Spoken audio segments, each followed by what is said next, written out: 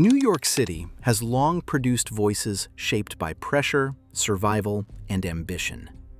Its cultural output reflects density, competition, and constant negotiation with circumstance. Within that environment, only a small number of artists have articulated those conditions with sustained clarity.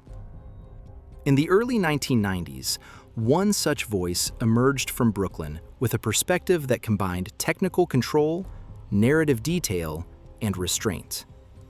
That voice belonged to Christopher Wallace. Known professionally as the Notorious B.I.G. and also as Biggie Smalls, Wallace became one of the most influential figures in hip-hop history within a limited span of time. His commercial career unfolded over only a few years, yet its impact altered the expectations of rap music, narrative form, and East Coast identity within the genre. His work established a model of storytelling that continues to influence artists decades later. This documentary examines how Christopher Wallace developed as an artist, how his work intersected with a pivotal period in hip-hop history, and how he came to be regarded as the King of New York. Christopher Wallace was born on May 21, 1972, in Brooklyn, New York. He was raised primarily in the Bedford-Stuyvesant neighborhood, an area shaped by working-class life, economic pressure, and long-standing structural inequality. During the 1970s and 1980s, Bed-Stuy experienced high unemployment, elevated crime rates, and limited institutional investment. These conditions influenced daily life and framed the environment in which Wallace grew up. His mother, Valletta Wallace, immigrated from Jamaica and worked multiple jobs to support her household. She emphasized discipline, education, and stability, viewing them as essential safeguards against the risks present in their surroundings. Wallace showed early academic ability and was often described as intelligent and verbally capable. For a time, he attended private school, reflecting his mother's efforts to create educational opportunity beyond the immediate neighborhood. Despite these efforts, the realities outside the classroom remained influential. Social pressure, economic limitation, and visibility of street-level activity shaped the experiences of many young people in the area. By his teenage years, Wallace became involved in drug dealing. Within his environment, this was frequently framed as a practical response to limited economic options rather than an act of defiance. The street economy offered immediate income and a sense of autonomy while carrying persistent risk. Music existed alongside these experiences rather than separate from them. Wallace was exposed to jazz, soul, and reggae records at home, genres rooted in rhythm, narrative, and emotional structure. These influences informed his sense of timing and phrasing long before he began recording. Storytelling through music was already a familiar form. When Wallace began rapping, his approach reflected documentation rather than performance. His lyrics described circumstances as they were experienced, without abstraction or symbolic distance. He did not frame music as an escape from his surroundings, but as a means of articulating them. From his earliest recordings, Wallace's delivery distinguished him from many of his contemporaries.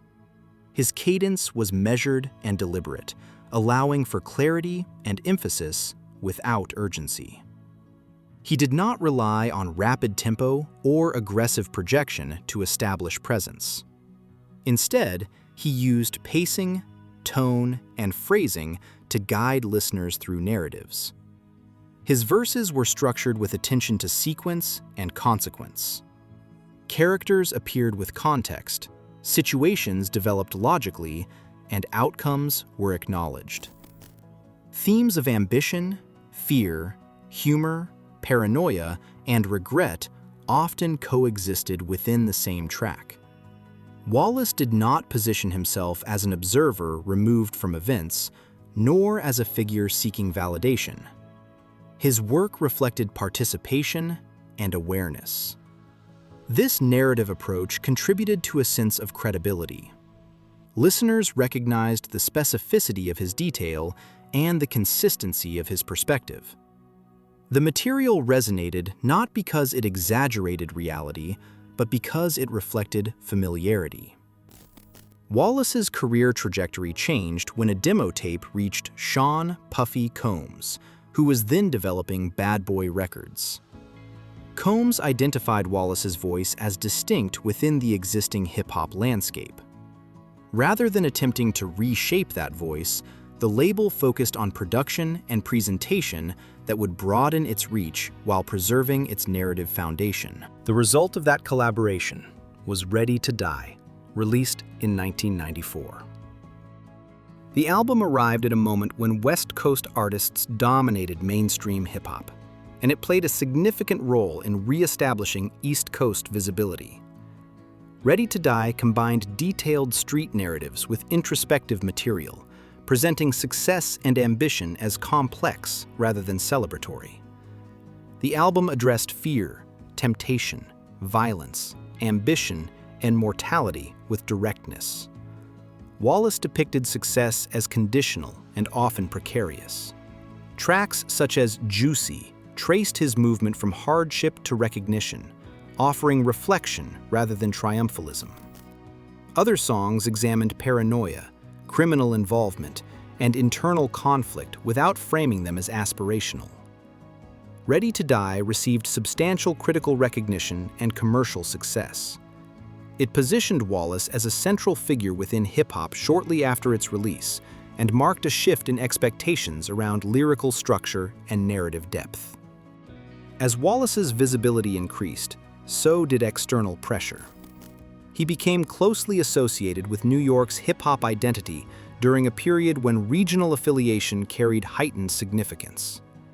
Media narratives increasingly framed artists as representatives of broader cultural divisions, intensifying competition between East Coast and West Coast scenes. This period coincided with the deterioration of Wallace's relationship with Tupac Shakur. Following Shakur's shooting in New York in 1994, tension escalated within the genre. Although Wallace consistently denied involvement and stated publicly that he did not seek conflict, speculation persisted. Lyrics, interviews, and public appearances were frequently interpreted through the lens of rivalry. Media coverage amplified these interpretations, often prioritizing conflict over clarification. As a result, Wallace was positioned as a central figure in a dispute he did not initiate. Intent was inferred, regardless of stated position, and silence was frequently treated as confirmation. During this period, Wallace's personal life also changed. He became a husband and a father, adding responsibility alongside professional pressure. In interviews, he spoke about awareness of risk and instability, acknowledging the uncertainty that accompanied visibility. These concerns increasingly informed his music rather than remaining separate from it. His second album, Life After Death, reflected this shift in perspective. The project expanded his thematic range, addressing wealth, loyalty, power, paranoia, and legacy. Its tone was more reflective and self-aware, focusing on consequence alongside achievement. The album demonstrated increased technical range while maintaining narrative control. Life After Death was completed in early 1997. Shortly afterward, Wallace traveled to Los Angeles for promotional appearances connected to the project. On March 9, 1997, he was killed in a drive-by shooting. He was 24 years old. His death prompted widespread reaction across the music industry and intensified scrutiny of hip-hop culture, media influence, and artist safety. The circumstances of his killing contributed to renewed discussion around rivalry and representation within the genre. Life After Death was released weeks later. The album debuted at number 1 and achieved significant commercial success. Its reception reinforced Wallace's position as an artist whose influence extended beyond immediate popularity. The project demonstrated breadth in both subject matter and execution, solidifying his legacy. Wallace's death marked a turning point for hip-hop. It underscored the consequences of prolonged conflict and intensified debate about responsibility within the industry. At the same time, it elevated the importance of his recorded work as a reference point for narrative craft. His influence continued beyond his lifetime. Wallace's approach to storytelling established a standard that emphasized clarity, pacing, and specificity. His cadence and structural discipline became reference points for subsequent generations of artists across regional and stylistic boundaries. The Notorious B.I.G. remains closely associated with New York's cultural identity. His work reflects a specific environment and historical moment while retaining relevance beyond it. His career was brief, but its influence has proven durable. Christopher Wallace was defined primarily by craft rather than controversy. Through disciplined narration, precise language, and documented experience, he secured a lasting place in music history. Viewers interested in long-form documentary work of this kind can support continued production by liking, sharing, and subscribing to Fame Nation for additional content focused on influential figures in culture and history. The recognition Wallace earned was the result of sustained narrative focus and consistency. It remains tied to the body of work he left behind.